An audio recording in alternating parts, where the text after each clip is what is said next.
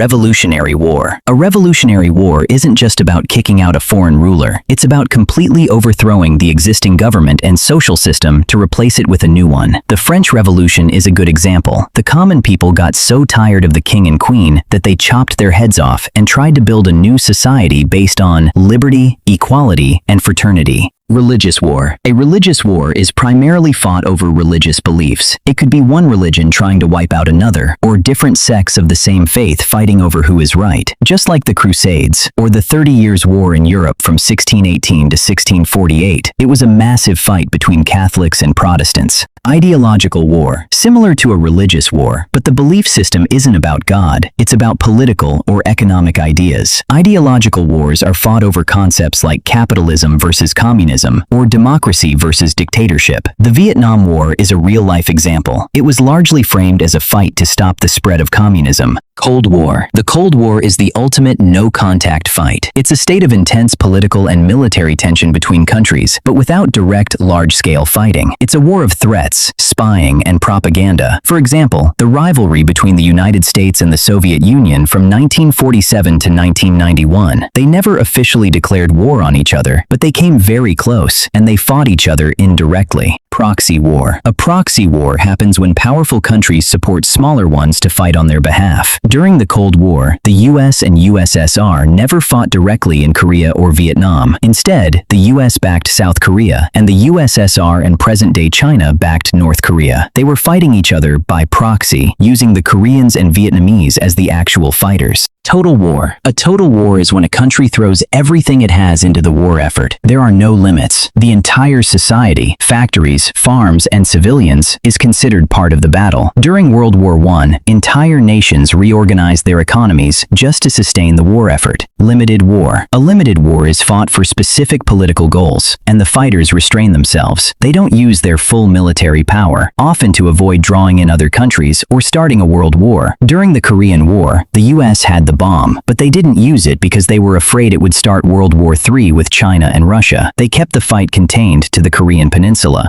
Conventional war. This is the traditional way of fighting. A conventional war uses standard military weapons and tactics on a battlefield. Think armies, navies, air forces, tanks, and guns. It does not involve nukes or chemical weapons. Just like the initial phases of the Gulf War in 1991, tanks rolling through the desert and planes dogfighting in the sky. Unconventional war. It's the opposite of a conventional war. Here, rivals use non-standard methods. This includes guerrilla tactics, sabotage, subversion, and supporting resistance movements. It's fighting outside the normal rules. The U.S. Army Green Berets are experts in unconventional warfare. During the invasion of Afghanistan in 2001, they didn't just fight. They rode horses with local Afghan fighters and called in airstrikes on the Taliban. Very unconventional. Guerrilla war. Guerrilla war is fought by small, mobile, informal groups using ambushes, hit-and-run tactics, and hiding among the civilian population. Guerrilla is a Spanish word for little war. The Viet Cong in Vietnam would pop out of tunnels, attack a convoy, and then disappear into the jungle, making it impossible for the larger, slower U.S. Army to find a clear enemy to fight. Asymmetric war. The name itself describes the nature of the fight. An asymmetric war happens when the two sides are totally mismatched in power and use completely different strategies. Usually, one side is a big, organized military, and the other is a smaller, weaker group. Most guerrilla wars are asymmetric. The US in Afghanistan versus the Taliban, a multi-trillion-dollar superpower fighting men with AK-47s and motorbikes. Symmetric war. You guessed it. A symmetric war is when two sides have roughly similar military capabilities and organizational structures. For example, the Iran-Iraq War. Nuclear war. A nuclear war involves the use of nuclear weapons such as atomic bombs and hydrogen bombs. We only have one example of actual use in war. The US dropped atomic bombs on Hiroshima and Nagasaki in 1945 to end World War II. Since then, we've only had tests. Chemical war. Chemical warfare uses the toxic properties of chemical substances to kill or injure the enemy. Think poison gas, blistering agents, and nerve agents. World War I saw the widespread use of mustard gas and chlorine gas. More recently, chemical weapons have been used in the Syrian civil war, which is widely condemned. Biological war. Biological warfare uses pathogens like bacteria, viruses, or toxins to deliberately cause disease and death in humans, animals, or crops. During the siege of Kaffa in the 14th century, history. It's said that Mongol forces catapulted plague-infected corpses over the city walls. More recently, Japan's Unit 731 conducted horrific biological experiments during World War II.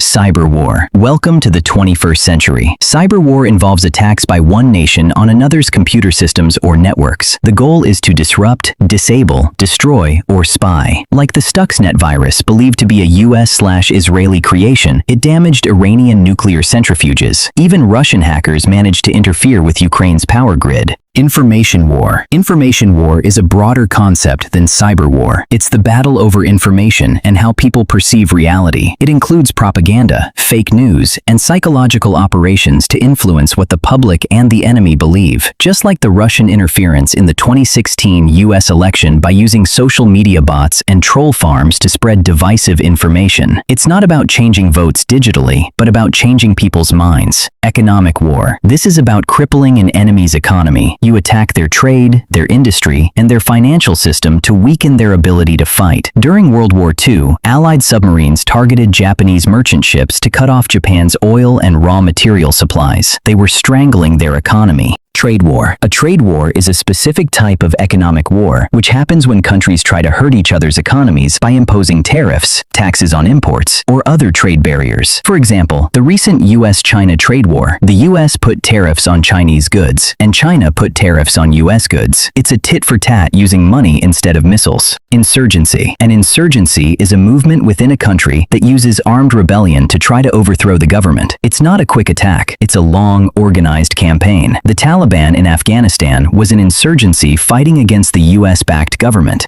Secessionist war. This is a war where a specific region or group tries to break away and form its own independent country. It's a war for separation. The American Civil War, from the South's perspective, was a secessionist war. They wanted to leave the Union. Another example is the Biafran War in Nigeria, 1967 to 1970. Border war. A border war is a conflict over a contested boundary between two countries. It could be a series of small skirmishes or a full-blown invasion. The ongoing conflict between India and Pakistan over the Kashmir region is a good example. They both claim it, and they have fought several wars over that border. War of attrition. This is a grim strategy. A war of attrition aims to win by wearing down the enemy to the point of collapse through continuous losses in personnel and material. It's a numbers game. Trench warfare during World War I is a textbook example. It was less about speed, but more about endurance. Hybrid war. Hybrid war is the everything bagel of warfare. It's a mix of conventional, unconventional, cyber, information, and economic tactics all used at the same time to create confusion and achieve political goals without necessarily declaring a formal war. For example, Russia's actions in Ukraine since 2014. They used little green men, soldiers without insignia, cyber attacks, massive propaganda campaigns, and support for separatists, all while denying they were actually involved. World war. A world war is exactly what it sounds like. A war that involves most of the major nations of the world. We're talking global superpowers fighting across multiple continents, with other nations joining in. Take, for example, World War I and World War II. So many countries were involved. World wars often start due to alliance systems and global tensions. When nations are tied by treaties, a conflict between two can drag many others in. Another key cause is competition for resources and territories. Countries want more land, colonies, and influence.